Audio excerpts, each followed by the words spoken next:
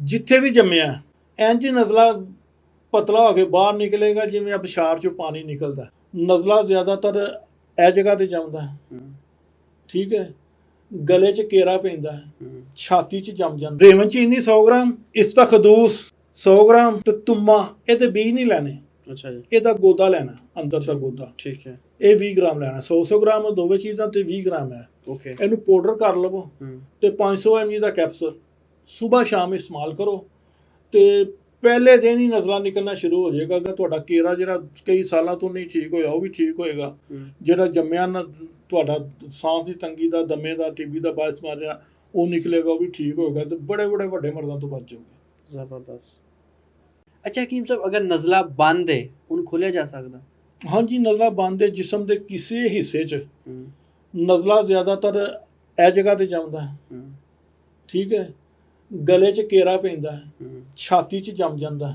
ਜਿੱਥੇ ਵੀ ਜੰਮਿਆ ਇਨਸ਼ਾਅੱਲਾ ਇਹ ਇਸਤੇਮਾਲ ਕਰੋ, ਇੰਜ ਨਜ਼ਲਾ ਪਤਲਾ ਹੋ ਕੇ ਬਾਹਰ ਨਿਕਲੇਗਾ ਜਿਵੇਂ ਅਬਸ਼ਾਰ 'ਚੋਂ ਪਾਣੀ ਨਿਕਲਦਾ।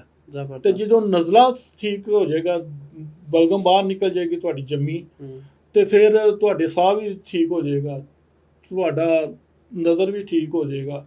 ਯਕੀਨ ਕਰੋ, ਇਹ ਨਜ਼ਲਾ ਜਿਹੜਾ ਅੰਦਰ ਜੰਮ ਜਾਂਦਾ ਉਹ ਭਾਵੇਂ ਛਾਤੀ ਤੇ ਜੰਮੇ ਤੇ ਟੀਬੀ ਜਾਂ ਦਮਾ ਪੈਦਾ ਕਰਦਾ, ਫੇਫੜਿਆਂ ਤੇ ਜਾ ਕੇ ਜੰਮੇ ਤੇ ਉੱਥੇ ਨਿਸ਼ਾਨ ਪੈਦਾ ਕਰਦਾ, ਜ਼ਖਮ ਪੈਦਾ ਕਰਕੇ ਇੱਕ ਵਕਤ ਦਾ ਟੀਬੀ ਬਣਾ ਦਿੰਦਾ। ਨਾਲੀਆਂ 'ਚ ਜੰਮੇ ਤੇ ਦਮਾ ਬਣਾ ਦਿੰਦਾ।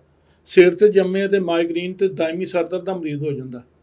ਹੱਲ ਕੀ ਹੈ? ਹਾਂ, ਕੇਰਾ ਕਈ ਸਾਲਾਂ ਤੋਂ ਲੋਕ ਇਹਦੇ ਨੇ ਨੁਸਖਾ ਦੱਸਣਾ ਇਸਤੇਮਾਲ ਕਰੋ ਤੇ ਇਨਸ਼ਾਅੱਲਾ ਠੀਕ ਹੋ ਜਾਏਗਾ। ਦੱਸੋ ਜੀ। ਰੇਵਨ ਚੀਨੀ 100 ਗ੍ਰਾਮ, ਠੀਕ ਹੈ। ਇਸਤਖਦੂਸ 100 ਗ੍ਰਾਮ ਤੇ ਤੁੰਮਾ, ਇਹਦੇ ਬੀਜ ਨਹੀਂ ਲੈਣੇ। ਅੱਛਾ ਜੀ। ਇਹਦਾ ਗੋਦਾ ਲੈਣਾ, ਅੰਦਰ ਦਾ ਗੋਦਾ, ਠੀਕ ਹੈ। ਇਹ 20 ਗ੍ਰਾਮ ਲੈਣਾ। 100 ਗ੍ਰਾਮ ਦੋਵੇਂ ਚੀਜ਼ਾਂ ਤੇ 20 ਗ੍ਰਾਮ ਹੈ। ਓਕੇ। ਇਹਨੂੰ ਪਾਊਡਰ ਕਰ ਲਵੋ ਤੇ 500 mg ਦਾ ਕੈਪਸੂਲ ਸੁਬਹ ਸ਼ਾਮ ਇਸਤੇਮਾਲ ਕਰੋ ਤੇ ਪਹਿਲੇ ਦਿਨ ਹੀ ਨਜ਼ਲਾ ਨਿਕਲਣਾ ਸ਼ੁਰੂ ਹੋ ਜਾਏਗਾ। ਅਗਰ ਨਿਕਲੇ ਤੇ ਇਹਨੂੰ ਰੋਕਣਾ ਨਹੀਂ।